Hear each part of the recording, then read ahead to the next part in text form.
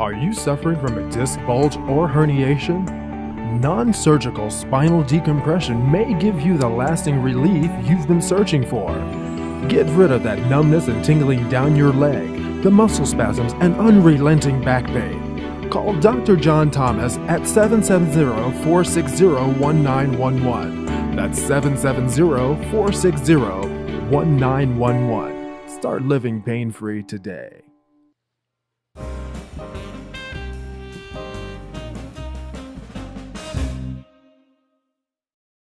And we can get the pressure off of those nerves and decrease the pain, the numbness and tingling, get rid of those muscle spasms, and give you back that strength that you've lost over the period of months or years that some of these patients have been suffering for. Mm-hmm. That is pretty amazing. So you take a disc that's compressed, you decompress it, and give it life. That's what IDD is all about. I see. And then with surgery, what is normally done with a disc? Typically, they just take that disc right out of there. It's hard to believe there's not, and this is a better option, but there's not a better surgical option almost, like implanting Well, something. there's things like laser surgery where they try to laser out the bulged area of the disc, or there's things like that. But again, they're all invasive procedures. Very invasive for an area with your nervous system central point. I mean, it's Grand Central Station for everything going on. Yes, you can't mess with it. If it was me, I would want the least invasive process as possible. No drugs, no surgery. That's what IDD is all about. And no drugs. That's right. Wow. And so do they get like chamomile tea or something to relax them? We tell all of our IDD patients you must drink as much water as possible. You gotta hydrate those dehydrated discs. And that may be something new to them. A lot of people. Oh yes, of course. A lot of people they live on Diet Coke. Water intake is paramount. It's just so important to help that disc to recover. Diet is also key. We help the patient to improve their diet while they're recovering and rehabilitating and remodeling. All of those things are important. You got to have a proper diet and proper water intake in order for that to heal properly. And that's information that, I can't say that they definitely wouldn't get it, but in a surgical setting, a lot of times there's not a lot of,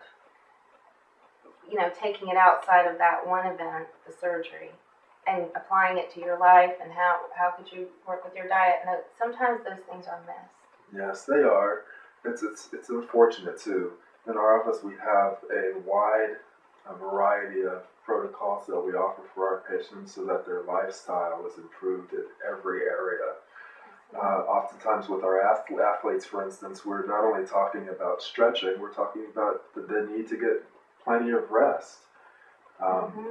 Rest is important for recovery, and a lot of people don't know how to rest nowadays. You're up on Facebook, you're watching Jay Leno, and you're not getting the rest that you need, and that's important. So, diet, rest, water intake, positive mental attitude, all those things are very, very important for the recovery process. And we try to hit hard on each one of those areas when we deal with our patients. That is good. So it's more a holistic approach. Yes, absolutely. Looking at a lot of different parts of the patient's life and how they're coping. Absolutely. Yeah, that's very different. I just sometimes, a hospital setting, just in general, being in a hospital, isn't conducive sometimes to feeling holistic about anything. And maybe you're trained that way because usually if you go, someone's sick, and so you're nervous and you're afraid, and it's sterile, and it's scary. It is. It is just plain scary. And so in your office, it's more, I would imagine, more of a warmer feel and more of a, people can relax. That's right. We work hard to create that. So the IDD therapy, part of it is a machine, or it's equipment. The IDD therapy machine is a huge apparatus that we put the patient. It looks a little intimidating at first, But it's very, very simple. You put the harnesses around the waist, around the torso, and you put the patient on the machine, and it gently takes the person and opens up the disc. It pumps for that disc to bring nutrients and water back into the disc so that the disc can come back to life. It's just an amazing process. So it's regenerative. Yes, it's a regenerative therapy that helps that disc to recover That's amazingly fast when you consider the amount of wear and tear that takes place in the disc over a period of years. Mm-hmm. You know, it's not an overnight thing where the disc will just, go to nothing in no time. It's usually a cumulative effect over a period of years that has caused the disc to deteriorate, and this machine is able to get you back on your feet, in some cases as little as a month. So it's just really incredible. That month includes rehab. The patient is still able to go to work while they're getting the therapy done in most cases. It's really incredible. Which with surgery, you're down for 6 months or more. And then you might need oftentimes the second surgery. That's right. This surgery. There's so much evidence out there for failed back surgery. It's unreal. All you have to do is Google failed back surgery, and you'll just be amazed at how incredible the IDD therapy is, and what has been done for those patients that have had surgery, and where they're at today, and how many surgeries they've had. It's just crazy that they're having to go through the pain and suffering that they have to deal with, and unfortunate that they weren't able to discover IDD therapy prior.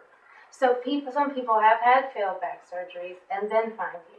Oh yes, we've treated some patients who have had failed back surgeries. The thing is we can't deal with the patients that have hardware, but some of the surgeries, they just involve the bone strip situation or just the laser surgeries, and we're able to deal with those patients and treat them.